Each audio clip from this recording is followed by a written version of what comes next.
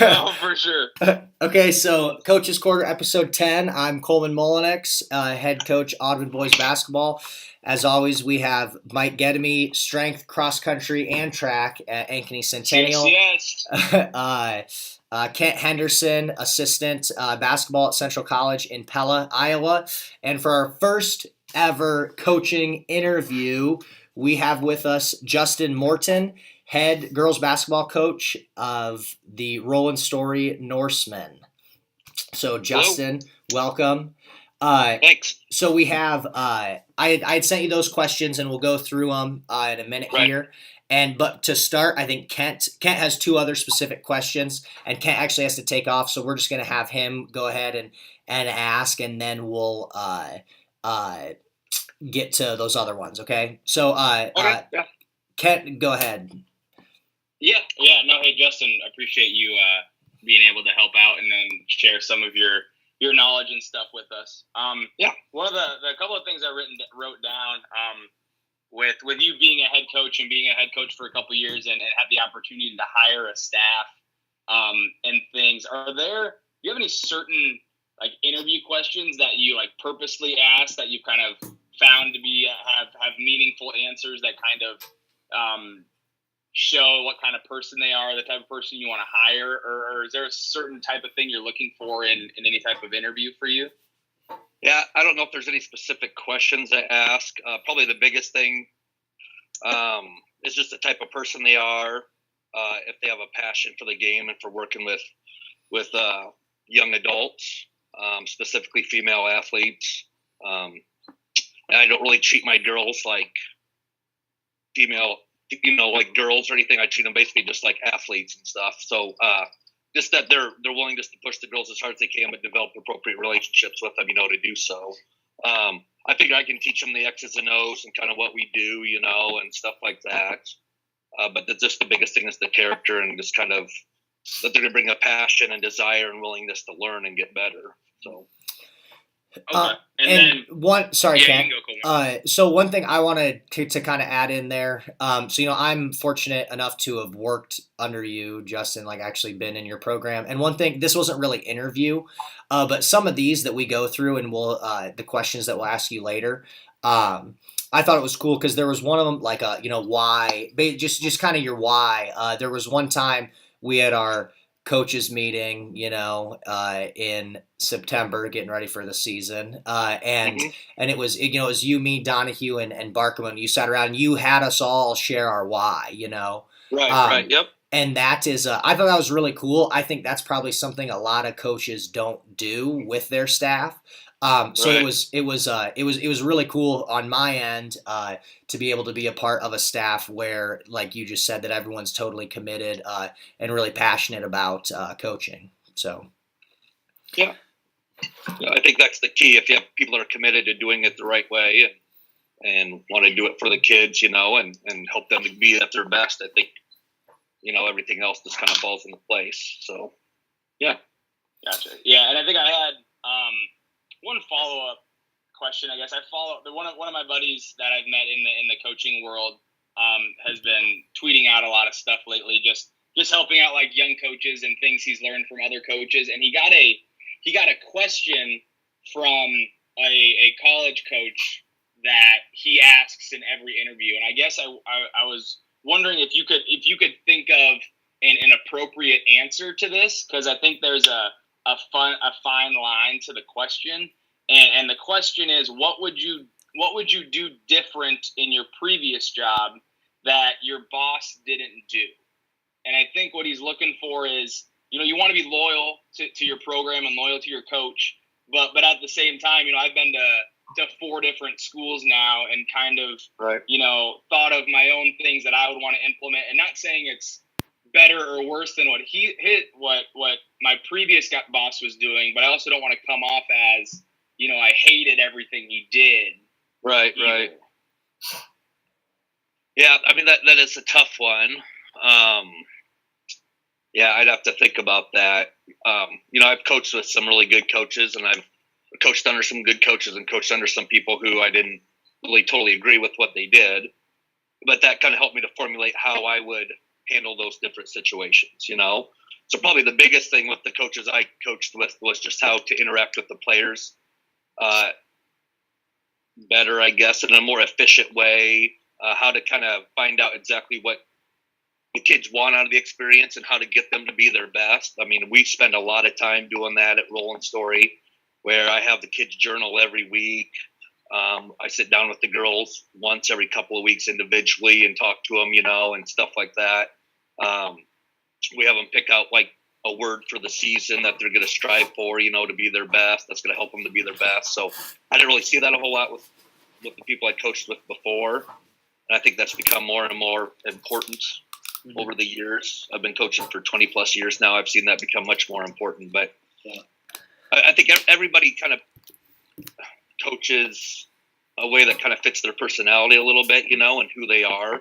So it's kind of hard to say, that they did it the wrong way. They were doing it the best way that they knew how, and I told my brother when he went into coaching and teaching, I told him, great coaches and great teachers coach or teach who they are, not necessarily what they know.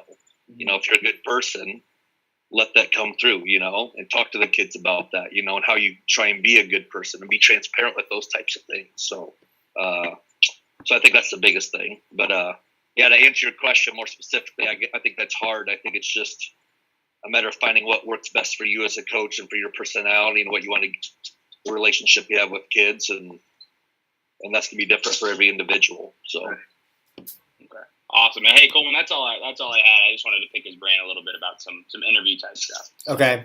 Sounds good. So with that, I guess we'll start into our questions, and these will be the ones that I sent you, Justin. So, okay. So question number 1, what is the best book you've ever read and why? All right. So did you get those links I sent you, Coleman? I emailed 3 of them to you. Yep.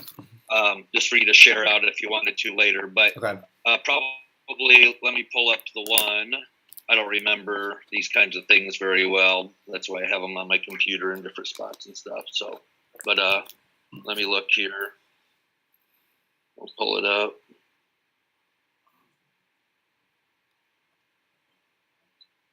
All right, probably the best one is Inside Out Coaching by Joe Ehrman. Have you guys read that one? I have not. No. Okay. So we read that as a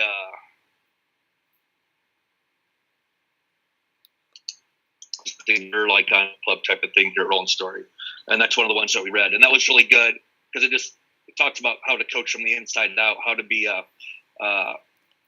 I forget the exact terminology used. It's transformational and transitional, but I believe transformational coach is how to get to know your players better and how to teach them at a whole different level other than just to get wins, how to help them to be their best on and off the court, and things like that. So that was very good. He used to be a professional football player, I think, for the Colts, and then I think he went and worked like a boys academy or something like that and coached football and stuff and just talked about all the things that they did to kind of develop relationships with the team and within the team, and with the community and stuff like that. So I thought that was really good. Another one I usually give to my new coaches, and I think I gave this one to you, Coleman, was 3D coaching. Mm-hmm. That's a really good one too. I think that's almost a must read for people. And there's actually a course you can take for that, an online course. Coleman, but you of course, haven't you? Yes, I have. When I was at Gilbert, right before I transferred, we were going through that course. Yeah. Okay. Yeah, so that's a really good one too, and it just talks about how to coach the athletes, physically, emotionally, and then it gets into some religious aspects as well a little bit. So I thought that was a really good one. Okay. Then the last one I just got done reading, which wasn't just specifically about coaching. I actually was listening to it on an audiobook on my way to work. Is Chop Wood, Carry Water. I just put that on my Amazon list today. Yep. Our athletic staff at Central is actually everybody in our whole athletic had a copy of that book. Okay. Yeah. And that's very good. And basically, I mean, it's a parable, and he has a lot of different examples throughout it. But it just focusing on the process rather than the outcome. Yeah. In today's society, how kids they want instant gratification and think things happen right away. And you just kept on talking about, you just got to continue to chop wood and carry water, and you'll get to where you want to be. It just takes a while, and for me, that really hit home, mostly because when I came in here at Roland Story, we were 45-7 in my first 2 years, and I just inherited a very good group of kids. And after that, we just didn't have the talent, so to speak. My kids still worked really hard, and we still really strived to do things the right way. But I kind of understood that the success we had those first 2 years wasn't sustainable success. It was an illusion a little bit, It was just solely based on talent and a certain group of athletes' ability to play basketball, and I wanted it to become more than that. I guess so. That we started a youth basketball program here at Roland Story, and then I started. After my third year, I realized I need to really start coaching the kids inside out a lot more, rather than just focusing on the X's and O's. And that's when I started doing a curriculum with my senior leaders, and that's kind of involved to where this year I'm going to do it with my juniors and my seniors. But just those types of things that they can carry with them beyond basketball, and that will kind of allow for sustainable success. So 2 years ago we went 15-8. Last year we went 20-3, and I finally feel like we're at the spot now where our youth program is we're starting to see the fruits of our labor, so to speak, with that. And it's taken a while. I mean, it's been, this will be my ninth year. It's taken a while, but we're starting to do things, I guess, the right way. I would tell people, or the Norseman way, we would say, and it's sustainable now. It's gonna. I think we're at the point where we can finally start to kind of reload a little bit, and the kids, when they get to the high school, they understand the values that we stand for and how we do things, and from a basketball aspect, they understand the X's and O's. They know our offense by the time they get to me. Mm-hmm. The basics of it, and the terminology and all that stuff. So I can just kind of build upon that. But yeah. Okay. Next question for you. What is the best coaching advice that you have ever received? Oh, I don't know if I've ever really had anybody ever tell me, something specifically. I think I've just probably learned just from being under different types of coaches and stuff. Yeah. I've been under coaches that have to yell to get the most, feel like they have to yell to get the most out of their players, and other coaches that just are kind of disengaged a little bit, or other coaches that are afraid to push their kids, their female athletes specifically, which bothered me, like to the highest level they could be. So it's probably, like I said earlier, just from some reading I did years ago when I got out of college, just kind of great coaches and teachers coach who they are, not what they know, So if you're able to relate with the kids, if you're able to get the most out of them and let them know that you care for them, and you want what's best for them, not just in basketball, but beyond that, I think that's the ultimate goal. So that's probably the biggest thing I've taken, I guess, from the people I've coached with and from the readings I've done. So here's a little fun fact for you. So a couple weeks ago, me, Kent, and Mike, we all went around and we came up with these questions, and then we just had a chat where we all went around and answered them ourselves. And my greatest coaching advice that I ever received was from you, and it was, great coaches don't coach what they know, they teach who they are. So, and it was right. It was our passing of the torch meeting at your house when you're giving me your flash drive full of everything, and I was all stressed out about like X's and O's, and you told me that, and that really stuck with me. So I think about that a lot. So you were listening. Wow. Yeah, good. That's right. Yeah. Well, and I've learned that's come for me. It's proven to be true and more. And I get into X's and O's a lot. I mean, our playbook for the high school with our press break and press and everything in it will push 80 pages probably for a high school program. We're around 80 pages, and a lot of it's the stuff the girls already know. But I kind of feel we're at that point where we can do that, but all those other things come first. I don't do that with every team I've ever had. There's been times we haven't even had a playbook because we weren't kind of at the spot we needed to be with the attitude, effort, and communication aspects, and that's kind of our three things that we base our program on. So we just tell the girls they have to control the controllables. But yeah, I think if you just kind of let yourself shine through, if you're a good person, everything kind of takes care of itself. So good job, Coleman. Yeah, thank you. He doesn't just talk all the time. Sometimes Yeah, majority talking though. Okay, what would you tell your 20-year-old self? Probably that same thing. Focus more on the relationships you have with the kids. Don't worry so much about the X's and O's. Get to know the kids a little bit more one-on-one. Was that something you found just by having your feet in the game, or when you first got into coaching, were you more transactional, and then was there just a point where it just hit you that you needed to be more transformational and focus on relationships a little bit more, or did you have that from the start that somebody got you into that? Well, so just a little bit of history here. When I started out, I was coaching boys basketball. Well, I actually started out coaching boys baseball, and then boys basketball as an assistant in football, junior high football. I never in a million years thought I would be coaching girls high school basketball. And then a job opened up where I was teaching for junior high girls, and it was rough. The first couple of weeks were really rough because I wasn't focused on that transformational aspect. Yeah. But as I started to kind of step back and kind of reflect on that during that year, I learned so much from those first couple of groups of girls basketball teams I had, how they would just buy in so much more if you just let them know that you did that you cared for them and that it was genuine and you wanted what was best for them, not just on the court, but off the court, that you were involved in their lives beyond the court, So I think that's something I just kind of started to realize on my own, I guess, after doing it a couple of years and stuff. I felt like I always had a pretty good rapport with my athletes. But it's more of when I was younger, I started coaching almost straight out of high school. So I graduated one summer, played baseball, and then the following summer I came back and I coached baseball at my high school. So I was coaching all these kids that I had played with, Okay. So I was more, it was kind of weird, and I was more worried about being their best buddy and stuff. Yeah, for sure. I can see which that. wasn't really the best thing either in a lot of ways, But when I kind of found that middle ground, I guess, and just with my female athletes, just letting them know that I genuinely cared about them, I kind of found that was probably kind of the secret sauce, or kind of the magic thing. So yeah. But, Very good.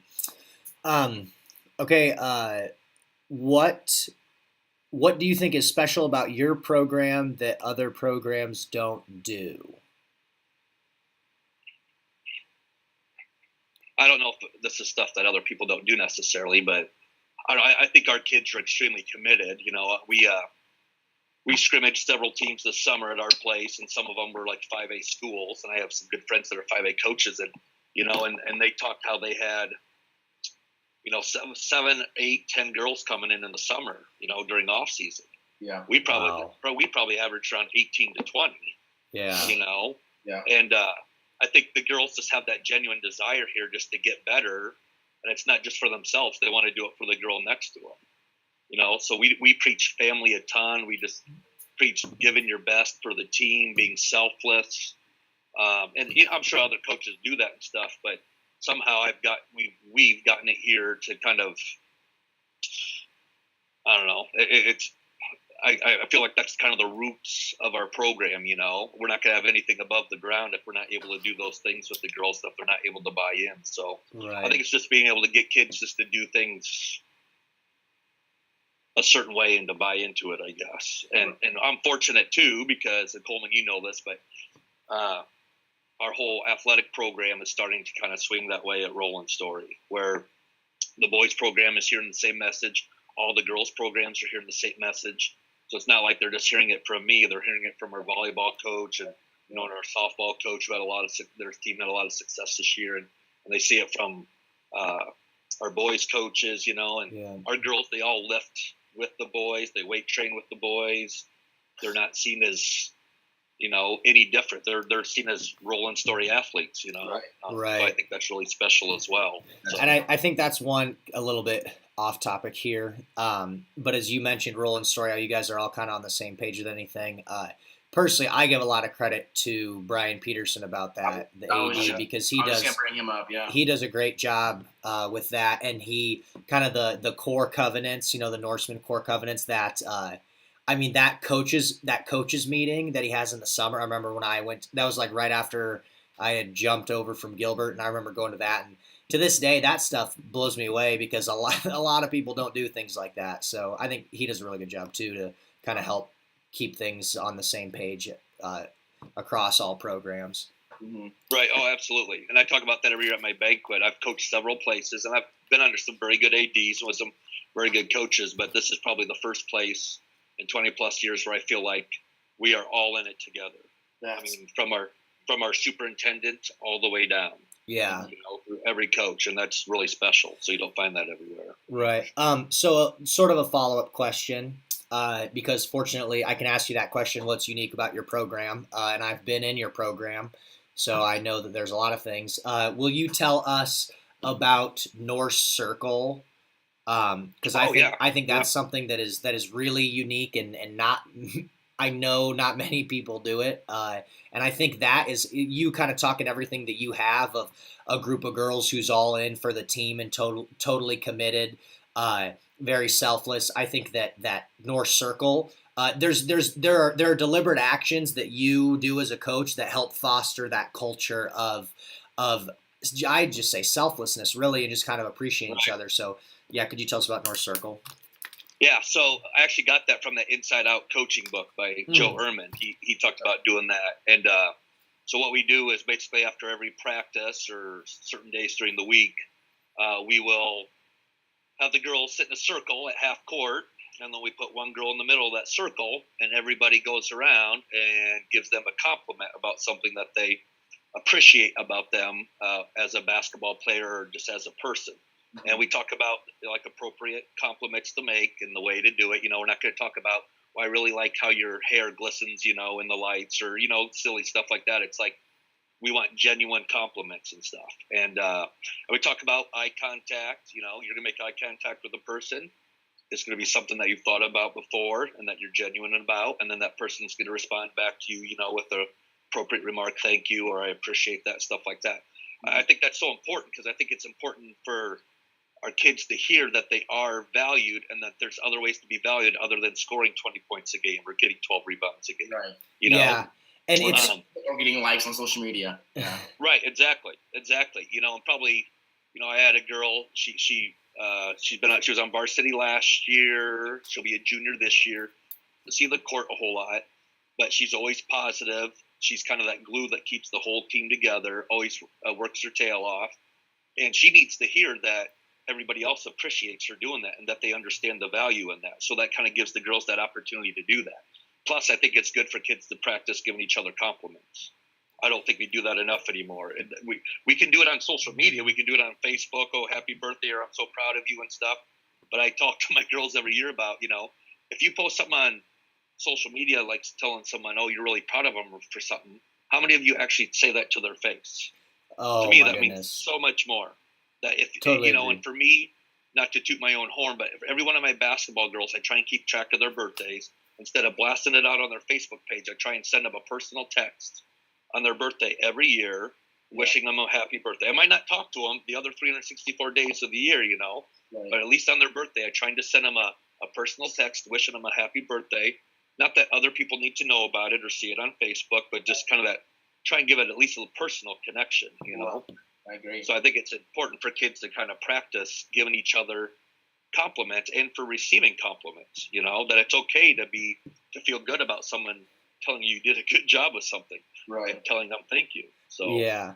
And I think that I get a couple things on North Circle is, it's funny you talking about the compliment, what's appropriate and this and that. I think one of the coolest things about it is that the compliments are almost never like related to I guess I'd say like your basketball performance. So, no one is ever, no one is like, hey, Jen, I love that you shoot 36% from three, or or whatever, whatever it is. It's never stuff like that. It's always something about them, just as people, and it's really cool it's such a cool situation, North Circle, and I loved it. And it's funny, what I think's awesome that you do that is so many people would just totally avoid that. Like it would give them anxiety as you're going around giving people compliments and stuff. And it's funny, like the first time that you did it, because you didn't say anything about it before, and I just kind of learned as we went that first day. And I'll be honest, I was like nervous the first couple times we're doing it. It's like, pressure's on a little bit. Like I feel a lot of coaches and a lot of people would just avoid that situation. But once you really buy into it, it's so cool. And to me, just like the experience that you're creating right there for those kids is truly unlike a lot of programs. And it's like I say, I think that it's no mystery why you have teams that play like they do, and that type of stuff carries over onto the court because there's a lot of work on your end as a coach that went in to that, Right. Well, I've just been fortunate that the kids have bought into it, and then I have assistant coaches that buy into it as well, and families too. It seems like this I don't know. I found kind of the sequence, I guess, or we have together that kind of works. And one other thing, I guess, that we do that's unique, I just kind of thought of this, but this is a John Gordon thing, is we pick a year or a word for the year for the team, and the seniors come up with that word, what we're going to kind of strive for, what we need to focus on to be our best. And then I have every individual athlete do that as well. They come up with their own word, and then every week they fill out a journal on Google Drive. And with that journal, they have to kind of talk about their word and how they've used that on and off the basketball court that week and what area they focused on. So if it was a lot of times my freshmen, their word will be confidence, just having, the confidence to play at the high school level and stuff. So, and so they'll go in and they'll write down, okay, this is what I did to be more confident this week outside of basketball and during basketball. And a lot of times they'll talk about stuff that's going with at home or in school or about their faith, which is great. And then then I have them kind of set up, okay, what's your goal for next week with your word? What are you going to focus on for next week? And I also use that as a platform for them to, if there's any problems going on that I need to know about or anything, then they kind of can let me know through that journal as well. A lot of kids, they won't come up and tell you face to face because they don't want other people maybe to see them, or it might be hard, but they might say, hey, so-and-so, I heard this about so-and-so, or I want you to be aware of this, or my grandma's not doing well. I want you to be aware of that.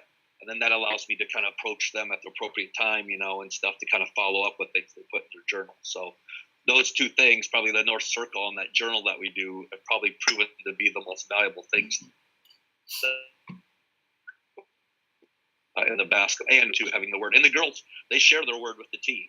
Yeah. And they talk about why they chose that word, and then we hang them up in the locker room so the girls can see them every single day. So that's a John Gordon book. He just came out with a couple more. He has one word of the year, which my whole family does that as well, and then a word for your life, which I haven't read yet, and then he has a couple other that talk about that too. So cool. Yeah, that's one. To use kind of the terminology of that 3D coaching, they talk about essentially the first two dimensions are kind of like your X's and O's of the sport, right? Which you are incredibly intelligent at. I always say that you could just be like, it could be a club basketball tournament, and you're on the other side of the gym, and you could seen halfway of a play of some team did it, and you could like draw it up perfectly and see exactly what it was. And I wish I had your basketball brain. But anyway, on top of that, so that third dimension is kind of that off the court stuff, Right. and to me, I've been in, I guess I've been around a decent amount of coaches, but a couple programs and stuff, and no one, and seen other coaches as well, even beyond just basketball, what other coaches, do here at my school and things like that. And I've never been around anyone who's as good in the third dimension as you are. So it's really and that stuff I think it's truly impressive. All the time that you put in uh, to that kind of third dimension of coaching in your program. Yeah. Oh, thank you. I appreciate that. So before we move on to the next question, Coleman, so about what something special your program does and making it special for your kids, there's a moment where you made a special for one of your coaches, and I want you to kind of unpack that situation for me. Last summer when you had Coleman coach that last game that he was there for the Norsemen, I was just like that when he came back and told me that, I like that was like almost emotional for me because that was such a cool moment to hear about, and so I just want to know what that situation was like for you, and like what was the thought process in doing that? Do you remember what he's talking about? The Mankato? State. Yeah. I knew that team we were playing. I knew they sucked. So I no. Well, I think that was it was a hard time for us just because we loved Coleman so much. We still do. The girls talk about him all the time and stuff. And he was part of our family, and I felt this was his last chance that he'd ever get to really interact with the girls in that way. And I didn't care if we won or lost, to be honest with you. I mean, it's a camp and stuff, and I thought the girls would get more out of that, and Coleman would get more out of that than anything that we could do on the basketball court, Right. So I think just those personal connections are important, I think that's, if you're not doing this job for those reasons, then you probably shouldn't be doing this job. So it wasn't a hard decision, to be honest with you. It was our last one and his last chance to do it, and it just kind of came natural and stuff. So, yep. But and I thought he did a decent job. So. Yeah. Oh God, that's funny. I'm glad you remember that, Mike. And yeah, thank you for that moment, by the way, because I absolutely. Do not forget that. Okay. What or when was the moment that you realized you wanted to coach? It must be pretty, because I know you said you coached like right after high school, so I don't know if when it would have been. Yeah, so I probably never told you this. So my mom ran daycare for 30 years, so I'd always been interacting with kids, and stuff, and just kind of grew to love being a part of her life. And the community I lived in, it was a smaller community, and I guess I was always used to kind of being that role model, whether it was church or in sports or at school, or at my mom's daycare. So, so probably through that process of just being around kids a lot, I kind of started to figure that out. In high school, I really started getting involved in it more. I coached, actually, my sister, Amber's 4 years younger than me, and I coached her little league softball team. And they didn't have a softball team at the time. The two other towns in our community had one, and they didn't. So I went to the little league board, and I said, we need to have a softball team here in Coulter. And then we did it. Luckily, my dad was in a position with this company where he could sponsor it and stuff. We got our own jerseys or uniforms and everything, and I was their coach that year, along with a couple of parents who helped out. Now, I was playing high school baseball at the time as well, So I'm playing baseball and then coaching the softball team, and so I felt like I think you have a lot of influence on your students in the classroom, but I think you can kind of take it to a whole other level when you're coaching, because you can kind of maybe push them beyond where they think they can go. You can kind of get a little bit more of you have a smaller group, and they're more in tune to what you're doing on the court, and stuff, and it's kind of a different avenue, I guess you can approach it from. Yeah. But so I guess in high school I probably started to figure that out. So yeah, that's awesome. You started a softball team. Well, you have some girls at Rolling Story that coach, the youth. Oh stuff. Yeah, they got that coach the youth stuff. So they're getting their start in high school as well. So. Right. Yeah. So Jen and Hannah did that this last year, and that's always been a dream of mine. It's always been a dream of mine to have my high school girls doing our MBA program, and then to have them. I don't know how many times I've tried to get them to come back and coach with me at the high school, or at the middle school. Right now I have Maddie Oliver, who was my first year here. She was an all-state center. She played at Illinois State. She's the head coach down at Red Oak now. She's head coach now? Yeah, she got the head coaching position. So Cool. it's Maddie Gelber is her married name.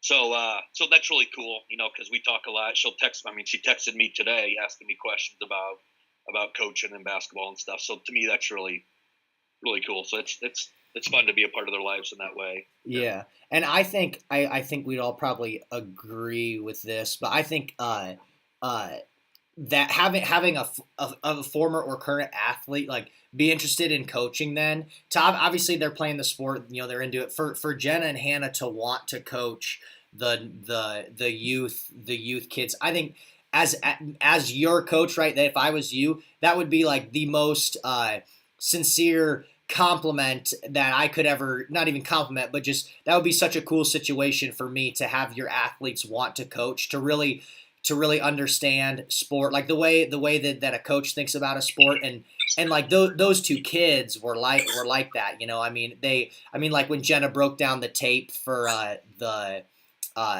Southwest or Southeast Valley, whatever that school is, that one time, like she kind of has that coaching mind anyway, but it's very cool to have them want to give back, and get involved right away. Right. Yeah. No, we're fortunate we have kids like that, and that they're willing to get involved. And we talk a lot about how they're the big sisters, and girls are the little sisters and stuff. And how would you treat? Right. Really that kind of stuff. So. Okay. Next one. What 3 coaches would you like to have dinner with, talk to, living or dead? Pat Summit would be one for sure. I love watching her. I think it's a 9 for 9 or something special on ESPN before she passed away after she was diagnosed Alzheimer's. And she just talked a lot about holding your athletes accountable, tough love, how to push them beyond where they think they can go, but the way to do it and stuff. So she would definitely be one I would want to talk to. I'd want to talk to Gino at UConn. Yeah. Kind of see, how he's done that over the years, just to have that sustainable success. Right. And I know people kind of get sick of, UConn this and UConn that, but you can't help but step back and appreciate what he's done there. And really, when he got there and took over, it was a nothing program. They weren't on the map at all. Right. And then probably the other one,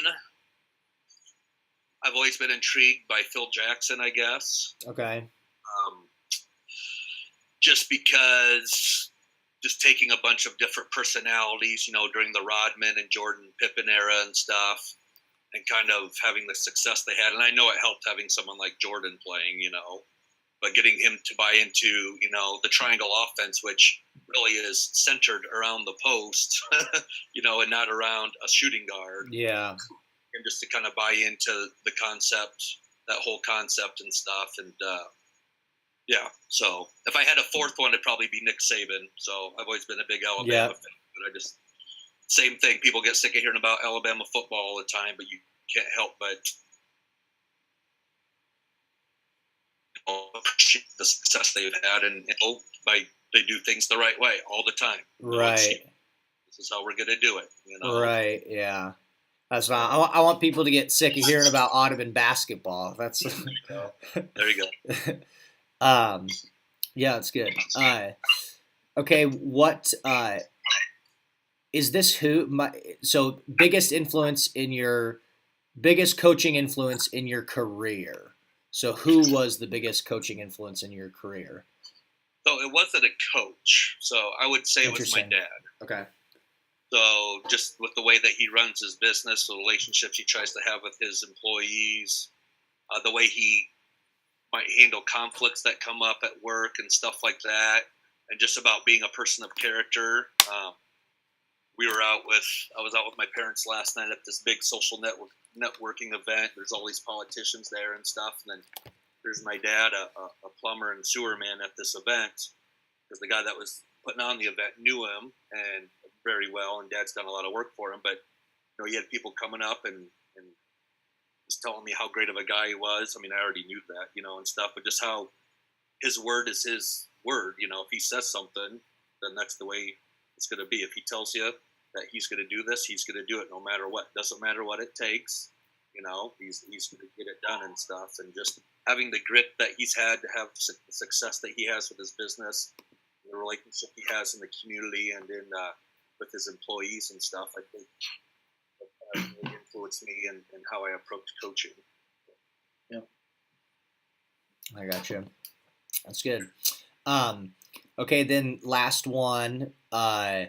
What is something that you are working on right now to get better as a coach?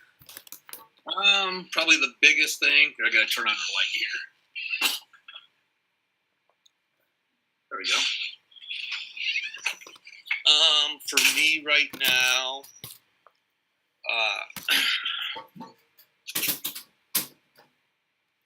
how to kind of take our leadership program to the next level, I guess, and how for me to have a better influence on that. Coleman, the kind of leaders we've had here the last 2 years, have been really good, especially last year with Jenna and Hannah and Madison. They were just phenomenal. So my job was really easy last year. I have two great seniors coming in this year as well, but it's not as natural for them. They're high character kids. They work hard, but it's something that they're just not as comfortable doing. So I'm starting to figure out that the senior year is probably the last year for me to start kind of, developing them as leaders. I need to start doing it before that, So I'm trying to put a curriculum in place. I've gotten some of the Jeff Jansen stuff that talks about leadership. And he actually has a book for juniors to read, to go through, and then seniors to go through. So that's something I'm going to start this year. I'll do it with my 2 seniors and my 4 juniors. If everything works out the way I want it to, and just kind of start developing that aspect of our program just a little bit. I think we're already very good in that area, but for me, it's hard to just, like we told the girls, every day there is no staying the same. You either get better or you get worse every day, Yeah. But this is just another aspect we can get better at. So, and probably the other thing I would say is just continuing to develop relationships with the kids, as I get older, I'm finding that I don't have as many similarities with them as I used to. When I was your guys' age, it was easier to relate with them, Yeah. And now that I look more like a father figure and stuff, it's a little bit different. And it's not bad different. It's just different. I just have to kind of figure out how to do that more effectively. So. I gotcha. Yeah, that's interesting. I might need to talk to you on a different time about what you're doing with your seniors and stuff right now. Cause is that curriculum? Is that what we're talking about? We're talking about curriculum. Is that what you do with the seniors? Well, he has curriculum with the whole team where they read a book, but then there's also there's more that the seniors have. Is that correct? Yeah. So usually what I'll do is in the summer, and sometimes in the fall, depending on what their schedule's like, is I'll take them through just like a leadership curriculum really quick. And I don't try and have it be anything overly involved. I don't want it to be where they're just reading things. I want it to be something where they're like reading, reflecting, doing evaluation and stuff. So, and then, what Coleman alluded to, and I suppose that's probably unique as well, I guess, with our program, is I have the girls, we go through a curriculum every year during basketball season. Okay. Last year was training camp by John Gordon. The year before was the Energy Bus by John Gordon. The year before that was Hard Hat 21 by John Gordon. This year we're doing the Success Pyramid by Coach Wooden, of course. So I'll have a curriculum for each one of those things that I've made, or I'll get offline or online somewhere, just kind of get ideas and stuff. And then every Wednesday we have practice, but then we go through that curriculum. So they'll have reading assigned to them. Then they'll have some questions they have to answer. And then they get put into their Norski groups, which is senior or junior-led groups, leadership groups. And then they sit down and they kind of go through those questions and answers, together with them. And then we share out as a whole group and kind of talk about it. So it's all based on character building and stuff and what I feel we need that particular season as a team to kind of bring us together. Yeah. And that's, I think, I can't remember the exact Wednesday schedule. I think that maybe like its total time is a little longer, but I feel like typically correct me if I'm wrong, that we probably end up with less time on the basketball court on Wednesdays than a normal day. Right. Yeah. And what I think is very cool about that on your end, again, as we've talked about, you have this really great culture in your program of kids that are very selfless and committed to the team and things. I mean, you give up practice time to do that, and a lot. I mean, you're not totally taking it out. I mean, we're still getting on the court playing basketball, but a lot of coaches wouldn't do that. A lot of coaches would just in my eyes, would maybe understand there could be value in that, but would probably just make an excuse and not put it into their, their weekly practice schedule or something like that. So I think it's very cool that you take time out of your practice schedule every week during the season. And I mean, you know how a basketball, once you get rolling, you got 2 games a week, and I mean, it is, you're swamped as a coach, right? And as a team trying to get everything done. The fact that you are committed to that, and you guys have the curriculum, that time every week, I mean, I think that is unbelievable, and not a lot of coaches would do that. Well, it's so valuable just to have the kids interacting with each other in that way, but just, I think it kind of gives them some good habits, and I don't think they realize that those types of books are out there necessarily, or I just want them to kind of develop those habits when they leave high school. They'll go out and kind of seek out those books, how to become a better self, or how to become a better team player, because any job you have anymore, you're going to be part of the team, and you're going to want to better yourself. And usually every year I'll give them another book for graduation. This year was The Carpenter by John Gordon and stuff, and just, I think it's valuable that they are able to kind of find those resources and use them. Yeah.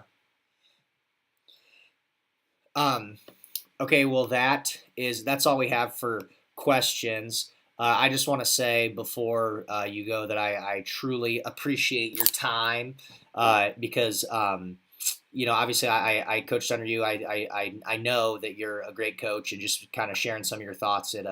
I really appreciate it, and I know you're super busy all the time. So thank you. To do it, and if any of you guys ever have any questions, I mean, Coleman, you can share my email with them and stuff, and those books that and feel free to shoot me an email, and if I don't know the answer, I'll help you find it. So okay. Yeah. Got it. Sorry, really quick, what was the other book? You said something about like chop wood, carry water. Is that the name of it? Yep. So, and I emailed that one to you as well. Okay, and then what was you said some leadership. I want to say maybe someone with a J. Jeff Jansen. That's some leadership stuff. Yeah, last name spelled Janssen. If you just go search him, and I can send you that too, but he has a whole website that has all these leadership things on them and stuff. Are they like full books, or are they like, okay? Full books. I mean, the one we're reading now, it's pretty involved, but it's like, I mean, it's all good stuff, Okay. And I'll probably, what I'm thinking with that, because Michaela, of course, has, volleyball and stuff, and Susie doesn't really have anything right now, but we'll probably use Google Classroom. I'll just set it up as a Google Classroom, so they know their assignments. We'll still have to get together every couple of weeks, and go through the stuff. Yeah. I don't, kids are busy, and the girls that I have out for basketball, they're not just out for basketball, which is great. They're out for volleyball, kind of student council, and all this kind of stuff. And so I try not to make it too much work for them, but I mean, if it's something that's valuable, I try and work with them and find the time to do it. So. Yeah, absolutely. Yeah, but if you can't find it, just let me know. I'll send you the link for that as well. So. Okay. All right, sounds good. Well, thank you once again, and I guess this is us signing off for episode 10. All right, thank you, Justin. Thanks, Mike.